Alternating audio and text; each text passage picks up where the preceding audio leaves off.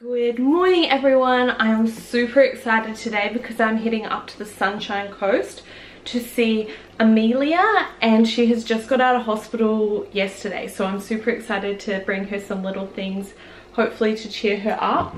So I've just made her a little cookie. She wanted to try that.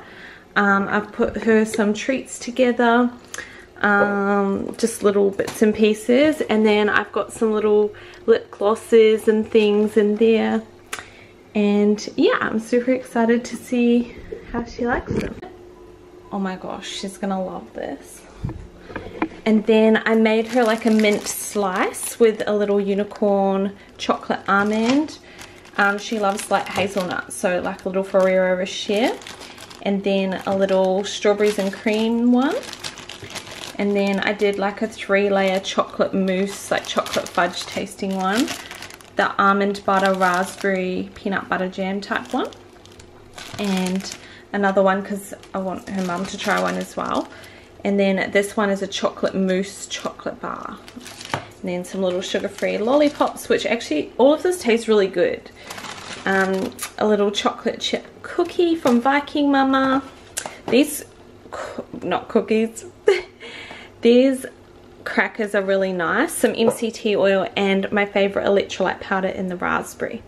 So I'm going to put all this together and then get on the road. Hey everyone, I'm here with Amelia. Hello. Lip gloss, everyone knows I like it.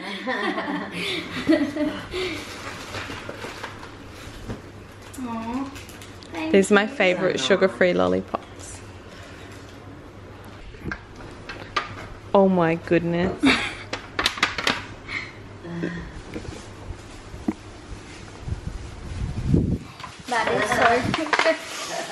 That is so good.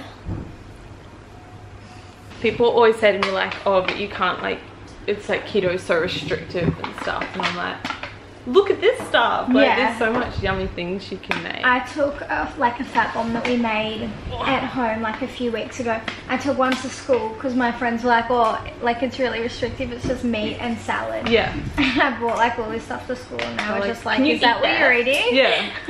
Yeah. Sometimes even when I make things like this, James is like, can you eat that? I'm like, yeah, I can. Me and mum, like when me and mum make stuff, Dad's like, can you eat that?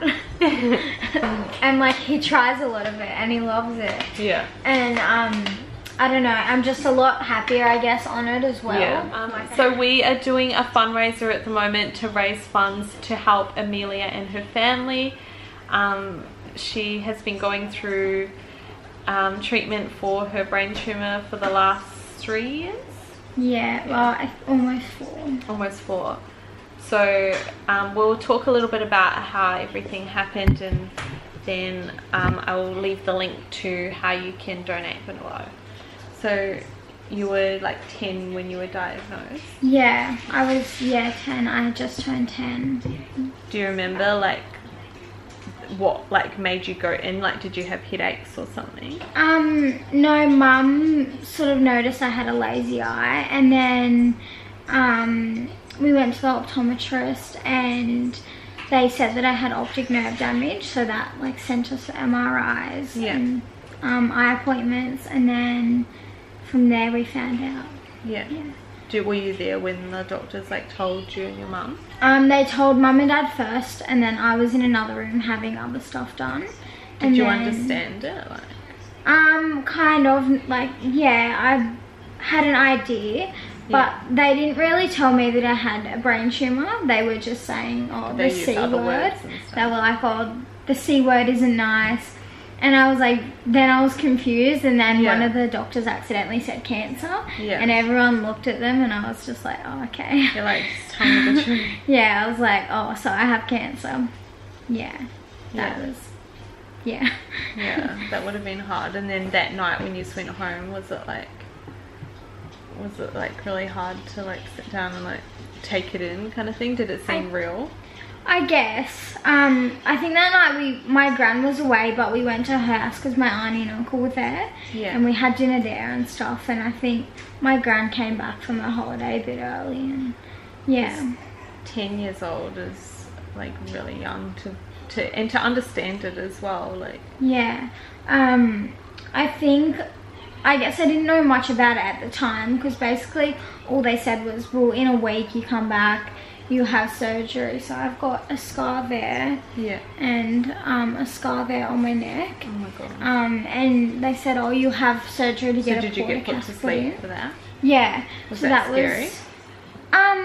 I guess I was like really nervous. Yeah. But, I've always been scared about being put to sleep. Like, what happens if I wake up in the middle of it? Yeah. I think that's what I was most worried about. But that was to get my portacath put in. So it's like a metal thing in your chest, and there's a tube that runs up your neck and to my head. Yeah.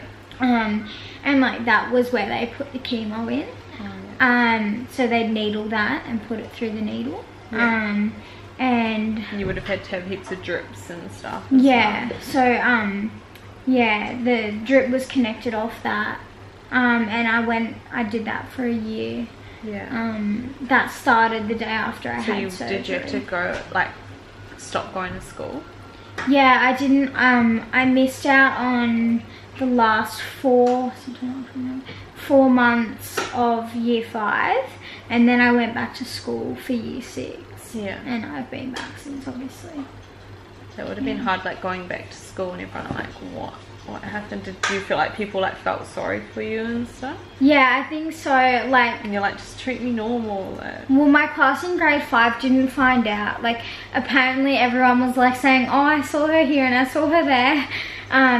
But they didn't find out for about a month or 2 after I was diagnosed, because the chaplain went and told them. Yeah. But then when I didn't have contact with any of them, and then when I went back to school in year 6, I had no hair obviously at the time still, because I was still having treatment, and everyone was like playing with it, and I think like people who I didn't get along with in grade 5 were like trying to be my best friends. Yeah. And I was like, it was a bit weird. How many lots of chemo have you had? Well, my first lot, it was 2 types combined, and I had those once a week for 4 months, so probably 16 at least, and then once a month, so 28 by the end of 2016. Yeah. And then I've started a new one at the end of last year. Yeah.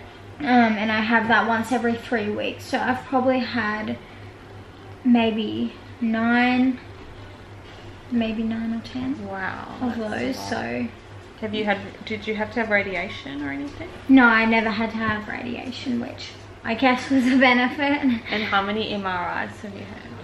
Oh my god. We have one every 3 months, so Is it, do you have like a cap put on your head, or like what happens when they do it? No, it's just like a normal MRI. I just go in and... Like under a machine thing? Yeah. Were you scared the first time you went under? Not really. Did you feel claustrophobic, or? I never felt claustrophobic in the MRI, but last year I started feeling really claustrophobic. Yeah. So it's like I feel really sick when I come out now, especially from the dye that they give. Yeah, so, yeah, my partner's had the dye and he felt really sick from that. Yeah. Did you only recently have to have the lumbar punch treatment? When was that? That was middle of last year, maybe. Yeah. But that was because scary. I think I was having more headaches regularly, and they wanted to see like how much pressure was on my brain, because like there's a lot of fluid on my brain. So they wanted to see that, and the first time they did it, it didn't work. Like, because all my bones are fully developed, so they couldn't get to what they needed to. Yeah. So we ended up having to go back. Was it the next week? Yeah. So we went back the next week for another one, and they had to do that under like CT guidance. Yeah. Why we want to like get this fundraiser going is more just to help with, not so much like the treatment, because most of the treatment covered. Yeah. Not so much with helping with the treatment, but just for like life in general, so that Amelia's mum and dad can like be there as much as they can for all of her treatments until everything's all in the clear.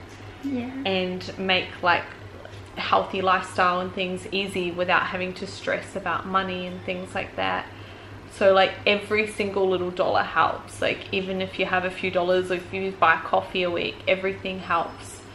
It all adds up. And I feel like we're all such a good community and we help out, and for people that definitely need it, and then you can watch their transformation and how they evolve, and then that person can help inspire other people as well. And Amelia is definitely someone that I think will help inspire many people, and she's been through a massive journey at such a young age, and no one should ever have to go through it, but especially at her age, like, yeah, it's a hard thing to go through. Yeah. But hopefully, because there is other people that go through at your age, you'll be able to help inspire other people. Yeah, I'd hope so. Yeah.